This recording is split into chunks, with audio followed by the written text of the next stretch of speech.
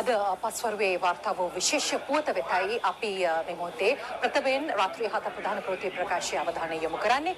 ආපදා සහන මෙහෙයුම් වලට රතව සිටි ශ්‍රී ලංකා ගුවන් හමුදාවට අයත් බෙල් 212 වර්ගයේ හෙලිකොප්ටර් යානයට මොකද වුණේ?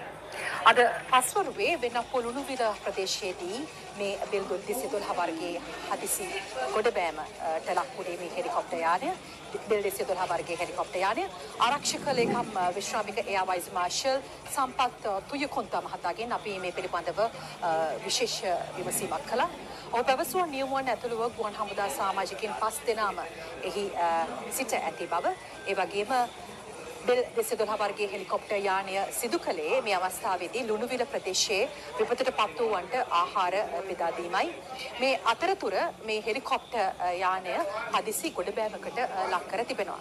ඒ වගේම යානයේ ගමන් කළ ගුවන් හමුදා සමාජිකින් 5 දෙනා මේ වන විට රෝහල්ගත කර සිටින බවයි අප කළ විමසීමකදී ආරක්ෂක ලේකම් විශ්‍රාමික එයා වයිස් මාර්ෂල් සම්පත් තුයකොන්ද මහතා තහවුරු කළේ. මේ අදාළ හෙලිකොප්ටර් යානය ඔවුන් ආපදා සහන මෙහෙයුම් කටයුතු වලට රැඳව සිටියා. මේ ඔබ දකින්නේ ශ්‍රී ලංකා ගුවන් හමුදාවට අයත් බෙල් 212 වර්ගයේ හෙලිකොප්ටර් යානය.